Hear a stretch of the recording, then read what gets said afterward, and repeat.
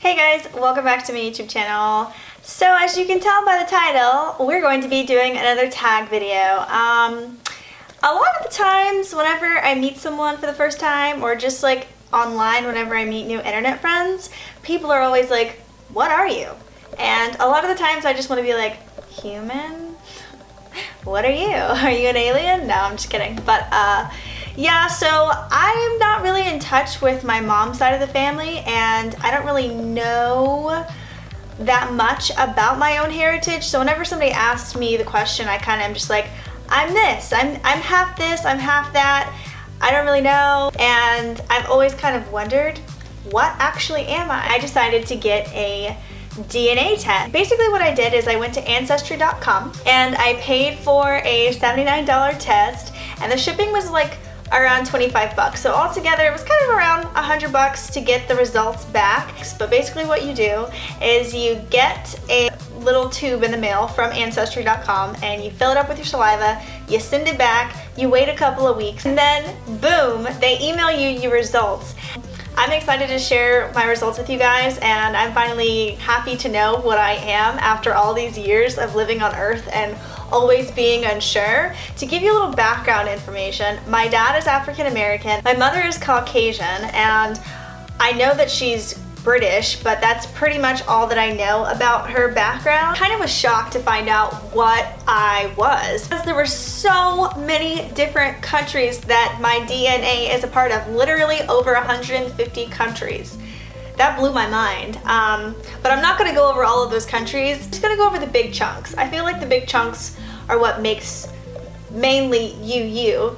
Seeing that I'm half black and seeing that I'm half white, majority of my DNA comes from Europe and Africa. That's kind of a no-brainer there. Biggest chunk of my results stated that I'm 32% Scandinavian, primarily focused in Sweden, Denmark, and Norway.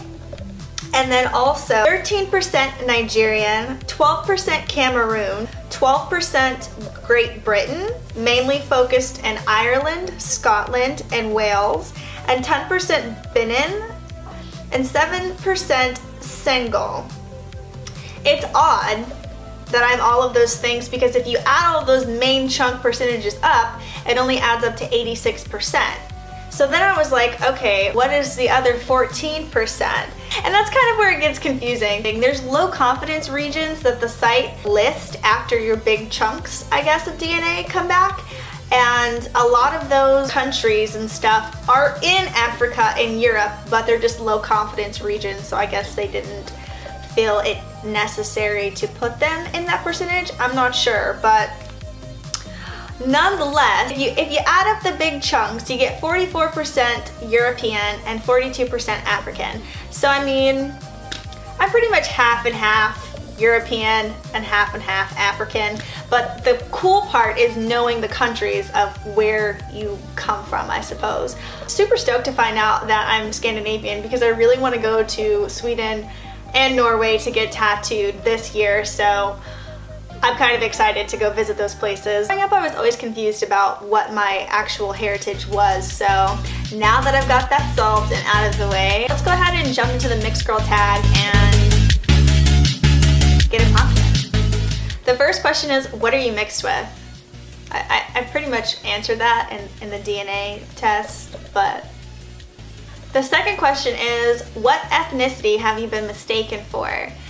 Depending on my hairstyle, you guys, I've been mistaken for Hispanic of some sort. I've been mistaken for Asian.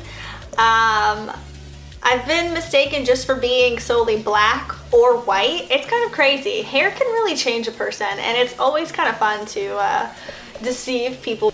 I always like to keep people on their toes about what I actually am, because it never really matters, but it's always cool to know, I guess. I don't know. The third question is your hair curly or straight?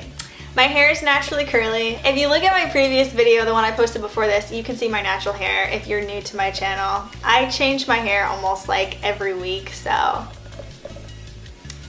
just see the previous video for my natural hair. It's really, really curly. Number 4, was coming from different backgrounds challenging growing up? And yes, I definitely feel like it was challenging, because I was raised primarily by a African American, and Growing up in Texas, there weren't a lot of black people around where I lived because we were stationed on a base that just wasn't primarily mixed or had mixed races, to be honest with you. It was extremely challenging. I always felt like there was kind of a pressure on me to associate with a certain race because that's how everyone else around me kind of made it seem like, but yeah, I definitely felt some pressure growing up to associate with one race rather than both of them, so definitely. The next question is, what background do you embrace the most?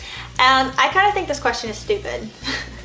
Growing up, this was one of the challenges I think that I faced the most.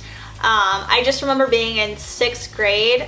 I lived on base during 6th grade, which is an Air Force base. That house that I lived in on base fell into a school district that the primary race of that school was African American. They had, you know, more than just one race, but the primary race that went to that school was African American. And then my family moved off of base and I had to switch middle schools. And I immediately was placed into a primarily white Caucasian middle school.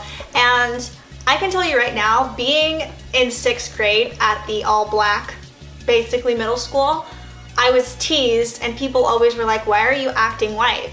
And then whenever I went to the all-white school in 7th grade, a lot of the times people would think that I was ghetto, or they would treat me differently because of the color of my skin. And I never really felt like I fit in one of those places. I think that's a silly question because I don't associate with one background more than the other, because I don't think about it that way. I just exist. I don't exist based off of my DNA. I don't exist based off of whatever. I exist based off of my experiences that I've had in life and not really the color of my skin or what I'm composed of. So I think that question is stupid, but moving on. The next question is, have you ever been teased for being different? And yes, I have been teased for being different, even by family members who are one race, and they kind of, growing up, they didn't really see why I was the way that I was or didn't want to accept the way that I was, and it definitely made me feel like I was an alien in my own family sometimes, and an alien that didn't fit in at school because I wasn't one solid race, and there weren't a lot of mixed kids either that went to my school. I definitely was teased about my hair, about my skin, about how I talked, everything basically about myself I was teased, so that wasn't fun. The next question is, have you ever been ashamed of being multiracial? I don't think I've ever been ashamed of it because I've always been, I guess, taught that I was different and to embrace the fact that I was different. It's always made me feel kind of special in a sense, so I don't think I've ever been ashamed, no. The next question is, do you feel like being mixed has its benefits? I don't think there's any benefits to being mixed, but I do think that, you know, it just makes you unique. Not that, you know, a person of one race is not unique, but, you know, it just adds some extra oomph, I guess, to you. It's like adding spices to vegetables or something, I don't know, but yeah. The next question is, what makes being multiracial a beautiful thing? Well, I think being multiracial is a beautiful thing because it stands for unity and it stands kind of for peace, and it, you know, it's kind of symbolic in the sense that you don't necessarily have to stick to one type of person that you love or you want to make love with or whatever. I think it just shows that, you know, there's no limits to the human race, and I find that extremely beautiful. You can make as many different combinations and colors and just keep creating and discovering new things about people, and I just find that incredibly beautiful, that there's no limit to beauty when it comes to being multiracial. So yeah, the last question is, do you have any advice to someone who struggles with multiracial identity? Yeah, I actually do have some advice because I feel like I did kind of have an identity crisis growing up, and I was pressured to stick to one race a lot of the times. But my advice to you is don't ever listen to what somebody tells you you have to be like, because that's not true. If you like a certain music, if you like a certain outfit, if you like whatever, don't think about why you like it. Just like it. It doesn't matter. It doesn't matter. You don't have to fit into any shape or form that somebody is putting you in. Don't ever feel like you're in a box, because you're not. And, you know, just do you. Focus on you. Focus on what makes you happy and keep moving along. Don't ever feel like you can't do something because of your race or your skin color, because that's not the case. You can do anything you want to do. You just gotta keep being positive, keep moving forward. There's always gonna be someone who judges you because of what you do. And even if you are different, or even if they think that you are weird, be weird. Why is it so bad to be weird? Be the weird person. I'd rather be known for being weird than being normal and boring. So if you're struggling right now with your identity and you know you're being forced into something that you don't associate with or that you don't like, just know there will come a time that you can be free and you will be able to like whatever you like and say whatever you want to say and act however you want to act without any judgment. And I only wish you the best in life. I kind of just went off on a lecture rampage just then, but hopefully you guys got the message. But yeah, that was pretty much all of my DNA results. Really cool to find out what I am, and now I can see clearly now that the rain is gone. And that was the mixed girl tag as well. If you guys like when I do tag videos, or if you just like finding out what my DNA results are, please give this video a thumbs up. Don't forget to subscribe. I put out new videos weekly, and if you want to be notified when those videos come out without checking any of my social media, hit that subscribe button, and who knows, maybe I'll see you in my next video. Thanks for watching.